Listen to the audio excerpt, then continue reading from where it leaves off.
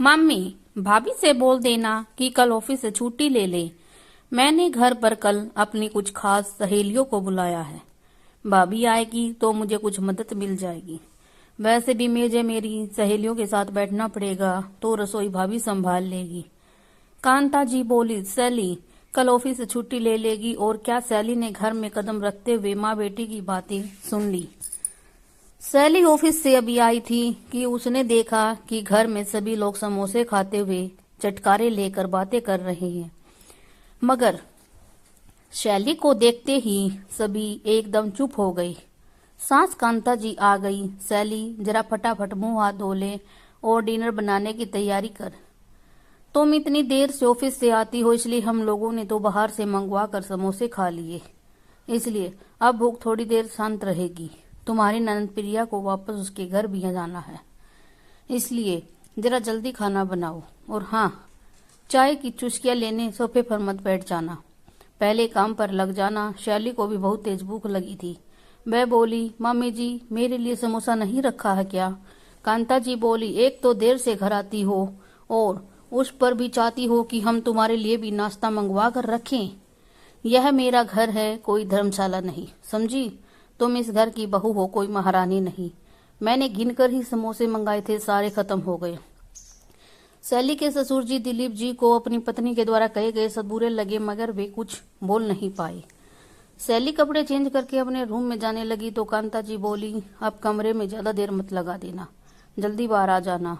सुनो, कल तुम्हारी ननद की कुछ सहेलियां आ रही हैं, उसके घर तो तुम्हें उसके घर पर खाना बनाने जाना होगा, इसलिए ऑफिस की छुट्टी ले लेना।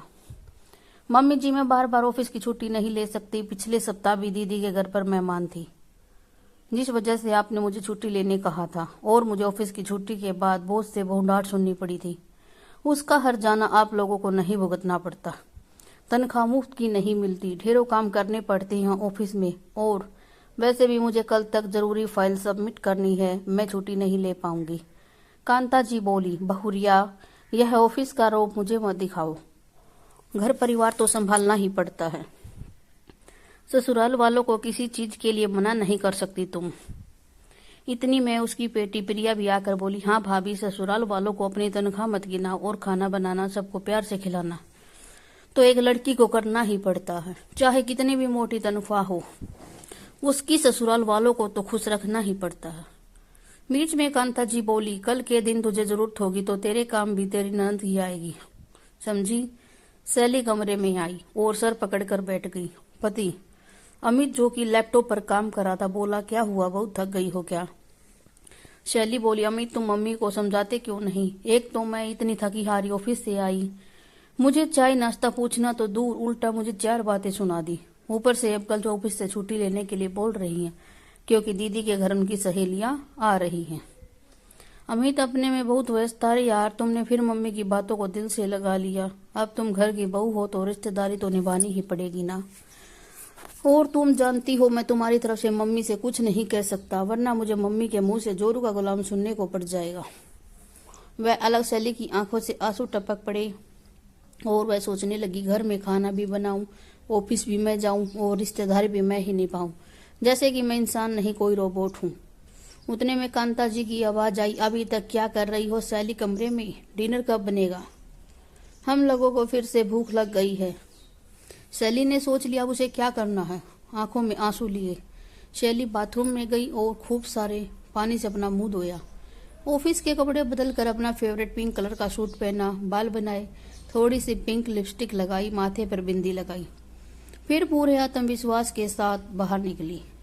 उसे एक नजर अमित पर ढाली, पर अमित ने कोई खास प्रतिक्रिया नहीं दी। वह बाहर आकर सोफे पर बैठ गई और बोली, मामी जी आज मैं बहुत थक गई हूँ, आपने जिस तरह समोसे बाहर से मंगवाए थे वैसे ही खाना भी बाहर से मंगवा लीजिए। और हाँ, इस बार खाना मेरे लिए भी आना चाहिए। कांता जी बोली, बहू एक तो ऑफिस से देर से आती हो, फिर खाना भी बाहर से मंगवाने को बोलती हो। हम तुम्हारे नौकर नहीं है, समझी? जो और खाना बना चुपचाप, कोई बाहर से खाना नहीं आएगा, खाना तो घर का ही खाएंगे सभी लोग। मम्मी जी आज मैं बहुत थक गई हूँ, अगर आप लोगों को घर का खाना खाना है तो खाना बना लीजिए, मैं मेरे लिए खाना बाहर से ऑर्डर कर देती हूँ। शैली बोली। कांता जी गुस्से में, अमित, यह देख तेरी पत्नी क्या बोल रही है, जबान कुछ ज्यादा ही लंबी हो गई है इसकी। अमित के कुछ बोलने से पहले ही दिलीप जी बोले, भाग्यवान, क्यों बात का बतंगड़ बना रही हो? एक दिन बाहर से खाना खा लेंगे तो कोई पहाड़ नहीं टूट जाएगा। अमित भी पिता का साथ पाकर बोला, मम्मी, यूं खाने पीने का इतना तमाशा लगा रखा है, अभी समोसे भी तो बाहर से मंगवा कर ही खाए। आज खाना बाहर जाकर खा लेती हैं। कांता जी अपनी बात पर अटल रहते हुए बोली, कल वैसे भी से छुट्टी लेनी है, मैं कुछ नहीं जानती, खाना तो घर पर ही बनेगा। कल क्यों मम्मी जी? अब मैं हमेशा शैली ने अपना अगला निशाना मारा और बोली, छुट्टी ले लेती हूँ, कल से रोज घर पर 2 वक्त का खाना बनाऊंगी और सभी के यहाँ रिश्तेदारी निभाऊंगी। यही चाहती है ना आप? यह सुनते ही कांता जी की आंखें चौंधी आ गई और बोली, क्या कह रही हो बहू? तुम लोगों ने इतना बड़ा घर ले रखा है, लोन पर कार ले रखी है, तुम्हारे ससुर जी भी रिटायर्ड हो चुकी हैं, उनकी पेंशन से उतना खर्चा थोड़ी चलेगा, घर के कितने सारे खर्च ही हैं।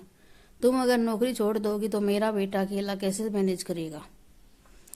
शैली आराम से सोफे पर बैठी हुई थी। सास की बात सुनकर आत्मविश्वास से बोली, मम्मी जी, मेरी कमाई तो कभी आपके लिए महत्वपूर्ण थी ही नहीं, तभी तो आप मुझ पर इतना रोब झाड़ती हैं। और अगर मेरी कमाई इतनी ही महत्वपूर्ण है तो मुझे सहयोग कीजिए। मैं भी जब ऑफिस भी छुट्टी लेती हूँ, मुझे भी वहाँ डांट पड़ती है, मेरे ऊपर भी वहाँ काम का प्रेशर होता है। इससे अच्छा तो मैं हमेशा के लिए वहाँ से छुट्टी लेकर घर का सारा काम करूँ, ताकि आप भी शायद मुझसे खुश हो जाएं। तभी तो इतना सारा काम करने के बावजूद भी आप मुझसे खुश नहीं हैं। शैली की बात सुनकर कांता जी के हाथ पांव फूलने लगे, क्योंकि वे जानती थी बेटे बहू की संयुक्त कमाई से ही घर के सारे खर्चे निकलते हैं, इतनी सारी सुख सुविधाएं भी मिलती हैं।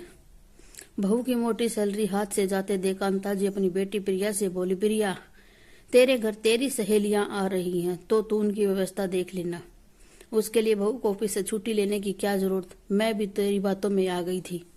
बहू, तुम्हें ऑफिस से छुट्टी लेने की कोई जरूरत नहीं है, तुम मन लगाकर ऑफिस का काम करो, और जब तक बहुत जरूरी न हो मैं तुम्हें ऑफिस से छुट्टी लेने के लिए नहीं बोलूंगी। कांता जी धीरे से बोली। शैली बोली, नहीं मम्मी जी, मेरा ऑफिस छोड़ना ही बेहतर होगा, क्योंकि मुझे ऑफिस से आने में बहुत देर हो जाती है, जिस वजह से खाना बनाने में भी देरी हो जाती है, फिर आपके ताने अलग से सुनने पड़ते हैं। इससे अच्छा तो मैं घर पर ही बैठूं। कांता जी बोली, बहू, अभी तो मेरे हाथ पांव काम कर रहे हैं, तुझे देर हो जाएगी तो खाना मैं बना लूंगी, मगर तू ऑफिस मत छोड़ बस। दिलीप जी और अमित मंद मंद मुस्कुरा रहे थे। आज शैली ने नहले पे दहला मारा था। शैली बोली, मम्मी जी, मैं 1 महीना और ऑफिस का काम करके देख लेती हूँ, अगर इस बीच कुछ गड़बड़ हुई तो मैं रिजाइन कर दूंगी। कांता जी बोली, कुछ गड़बड़ नहीं होगी बहू, देख लेना। फिर दिलीप जी को इशारा करके बोली, आप जल्दी से खाना ऑर्डर कर दीजिए, बहू को भी भूख लगी होगी। हाँ प्रिया, तू हम सब के लिए चाय बना, तेरी भाभी के लिए अदरक वाली बनाना, वो बेचारी कितना थक जाती है। प्रिया मुंह फैलाकर सबके लिए चाय बनाने चली गई। अब उसे भी समझ आया कि वह अपनी भाभी का ज्यादा इस्तेमाल नहीं कर सकती। खैर, शैली को इस बात की खुशी थी कि उसने ना कहना सीख लिया। ससुराल वालों की गलत बातों को सहकर भी वह बहुत तनावग्रस्त हो चुकी थी, लेकिन आज उसे अपने इस तनाव से आजादी मिल चुकी थी। हमें गलत बातों का कभी भी सहना नहीं चाहिए, क्योंकि घर की बहुओं के साथ आज भी ये हो रहा है। घर में सभी लोग जब तक एक दूसरे का सहयोग न करें तब तक घर का माहौल ठीक नहीं होता, इसलिए हमें एक दूसरे का सहयोग करना चाहिए। Thanks for watching.